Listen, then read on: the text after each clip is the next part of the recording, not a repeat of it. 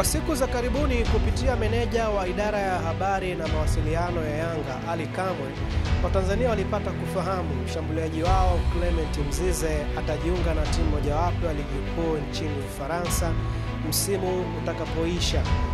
Karibu tuifahamu timu hiyo. Mimi ni Kiepo Benedicto na hii ni FJTV. Ubora wa kufumania nyavu ndio ambao umekuwa kivutio kikubwa kwa baadhi ya timu barani Afrika kuhitaji huduma yake. Lakini hili la kucheza ligi kuu nchini Ufaransa huenda likawa limewashitua wengi sana. Mzize anaweza kujiunga na klabu ya Olympique Lyon inayoshiriki ligi kuu nchini Ufaransa, mpaka sasa ikiwa nafasi ya 7 ya ligi kuu nchini humo maarufu kama French Ligue 1.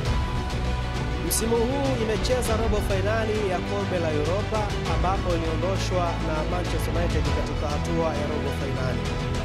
Lyon ina nyota kadhaa wakubwa ambao wamewahi kucheza kwa mafanikio kwenye vilabu vikubwa barani Ulaya kama Tagliafico, Alexander Lacazette na Nemanja Matic.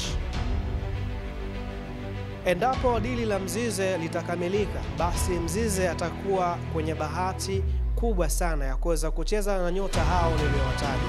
Mimi ni Kiepo Benedicto na hii ni FJTV.